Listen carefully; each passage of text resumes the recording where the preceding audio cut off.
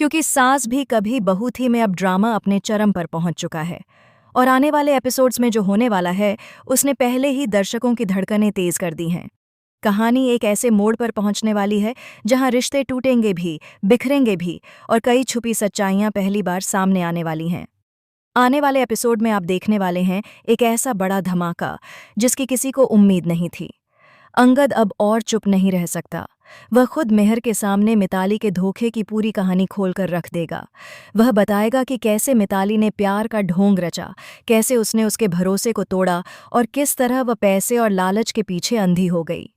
जैसे ही मेहर को यह सच्चाई पता चलती है कि मिताली ने अंगद के साथ इतना बड़ा छल किया है, उसका गुस्सा 7वें आसमान पर पहुंच जाता है। मेहर पहली बार इतना बेकाबू होता है कि घर के बाकी लोग भी उसकी हालत देखकर डर जाते हैं। उसके चेहरे पर आक्रोश साफ झलकता है और वह तय कर लेता है कि अब मिताली को घर में जगह देना तो दूर, उसकी हर हरकत का हिसाब लेना ही पड़ेगा। लेकिन कहानी में असली तूफान तब आता है जब अंगद और वृंदा शादी करके शांति निकेतन लौटते हैं।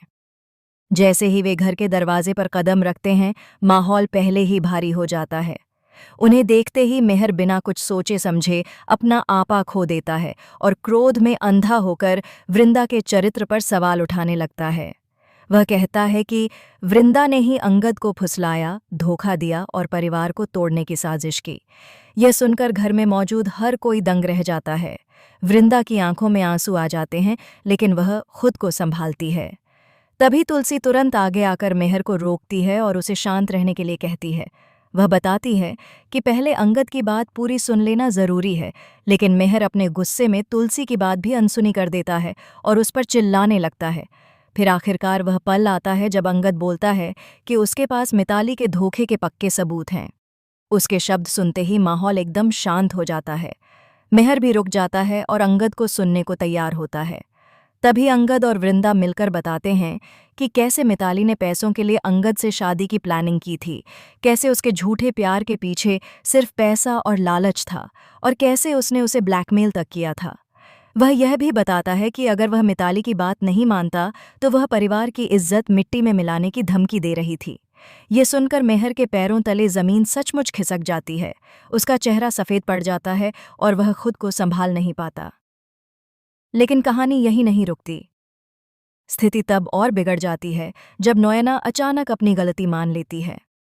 वह स्वीकार करती है कि उसे यह सब पहले से मालूम था, लेकिन वह डर के कारण कुछ नहीं बोली। मेहर का गुस्सा अब और बढ़ जाता है।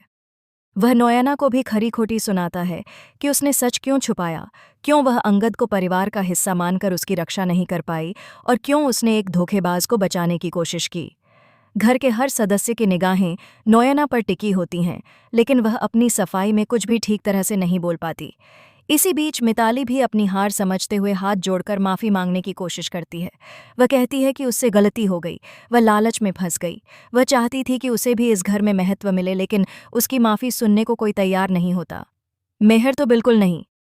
तभी अंगद सबके सामने एक और चौंकाने वाला सच उजागर कर देता है कि मिताली ने उसे इतनी हद तक ब्लैकमेल किया था कि वह परिवार की इज्जत खराब करने के लिए फर्जी रिकॉर्डिंग्स और झूठी कहानियां फैलाने की योजना बना चुकी थी। यह सुनकर पूरे शांति निकेतन में सन्नाटा छा जाता है। अब सबसे बड़ा सवाल यही खड़ा होता है, क्या मेहर मिताली की इन हरकतों के बाद उसे माफ़ करेगा? क्या वह उसे घर में रहने देगा या घर से निकाल देगा? क्या नयना को भी अपनी गलती की सज़ा मिलेगी? और क्या तुलसी और मेहर का रिश्ता इस नए झगड़े के बीच और खराब हो जाएगा? तुलसी तो हमेशा परिवार को जोड़ने की कोशिश करती है, लेकिन मेहर जिस तरह से उस पर भड़का है, उसे देखकर लगता है कि उनके बीच की दूरी अब और गहरी होने वाली है। कहानी अब ऐसे मोड़ पर है जहां हर किरदार की किस्मत एक नए रास्ते पर मुड़ सकती है।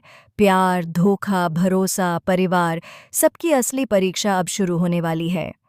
आने वाले एपिसोड्स में कौन साथ देगा, कौन दगा करेगा, कौन टूटेगा और कौन संभलेगा, यह देखना बेहद दिलचस्प होगा। अगर आपको यह नया ट्विस्ट पसंद आया हो तो अपनी राय ज़रूर बताएं। अगर आपको यह वीडियो पसंद आई हो तो इसे लाइक करें और हमारे चैनल को सब्सक्राइब करना ना भूलें। मिलते हैं आपसे अगले वीडियो में।